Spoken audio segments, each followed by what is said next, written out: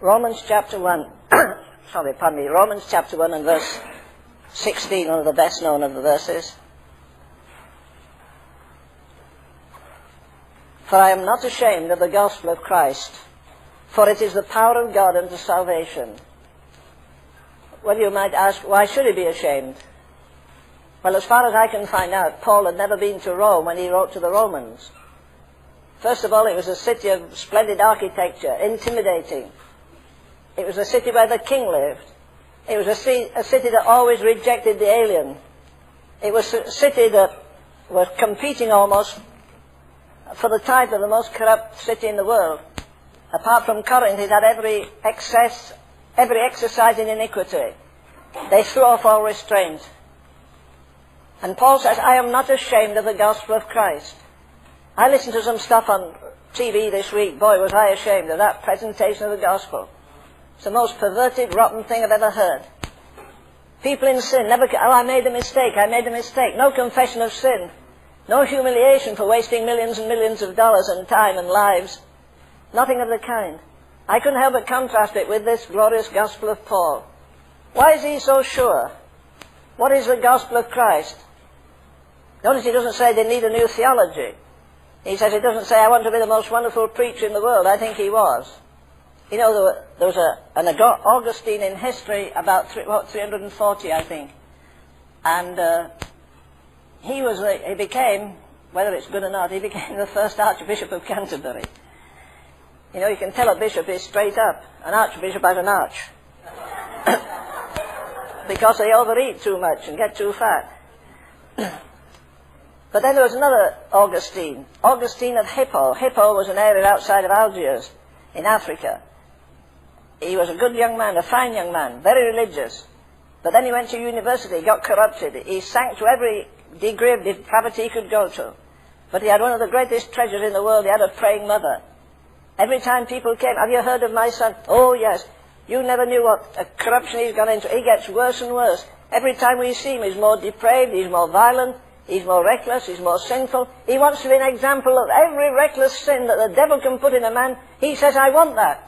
I want to be the embodiment of evil. And every time they said that, his mother said, that's all right. You have to go to the bottom before you come up. He'll become a Christian. He became a Christian. He wrote that magnificent volume, if you haven't read it. Let me tell you, it was a favourite of Dr. Tozer's. He wrote it against worldliness and paganism, called The City of God. Well, I've said all that to say this.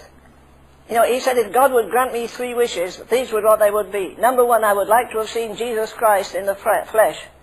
Number 2, I would like to have seen Caesar coming down the Appian Way when he had all his choice captives, prisoners. The kings and noblemen, they chained them to the wheels of the chariot. They had to run at the side. And they galloped them through the city while the people screamed and cheered. He said, number 1, I would like to see Jesus in the flesh. Number 2, I would like to have seen the triumphal entry of Caesar down the Appian Way. And number 3, he said, I would like to have heard the Apostle Paul preach. Well, I'd change that to number 2. I'd like to have seen Jesus. I'd like to have heard him preach. I don't think I dare have heard him pray. I think even praying John 17 would crush me. I've heard people say, I'd like to have been with Jesus in Gethsemane. I sure wouldn't. It would have killed me. But to hear this Apostle Paul preach, I can listen to any man if he's as good as his theology, and Paul was. He's there with a battered, bleeding, bruised body, and you can take that phrase from the marvelous poem, The Invictor, my head is bloody but unbowed. The man that bows the knee to the Father never needs to bow to any other man, in any shape or form. I don't care who he is. And Paul never bowed the knee. I think, who was the... was it Spinoza that talked about Bishop Bracey? I'm asking you.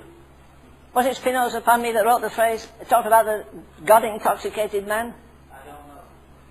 Thank you. I'll give you 0 as you go out.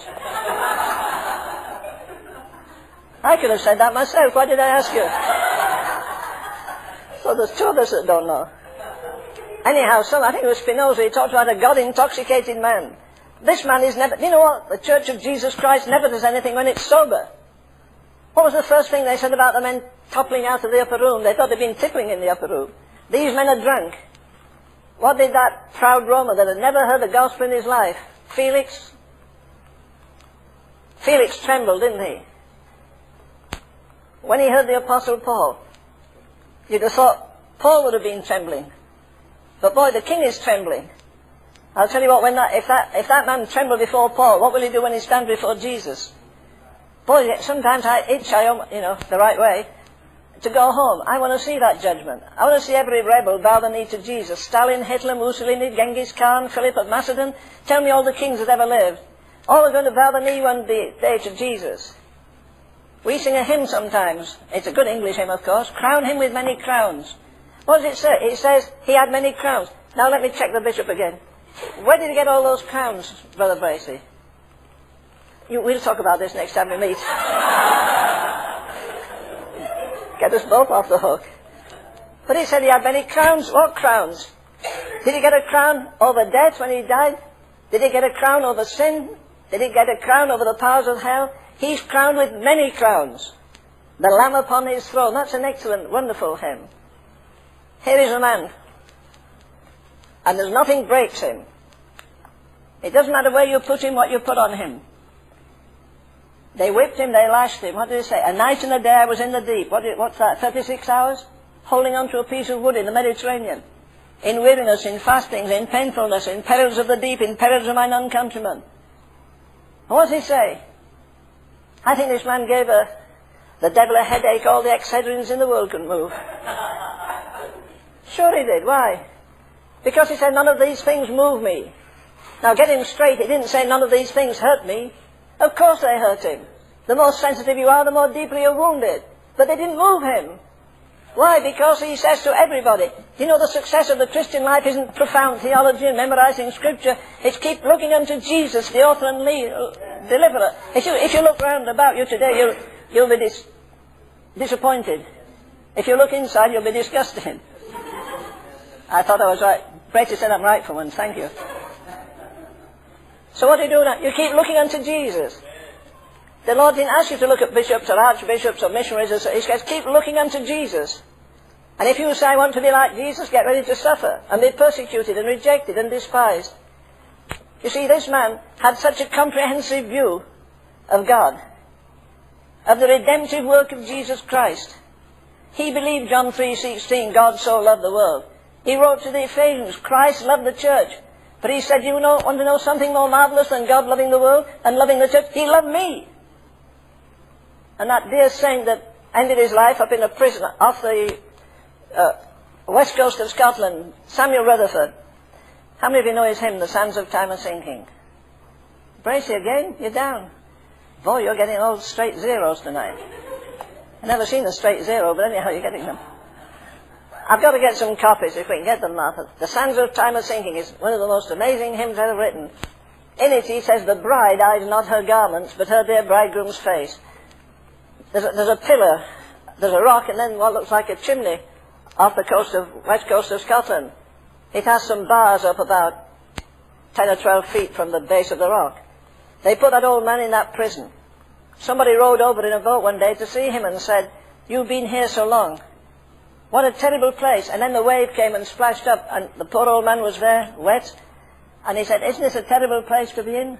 Look at the slime running down the wall of your oh, there's a rat.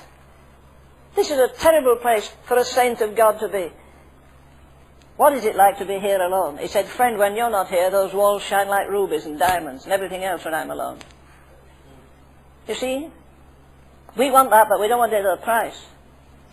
The most difficult thing in the world is to walk alone. Great men walk alone. Eagles fly alone. Lions, when they're hunting, hunt alone.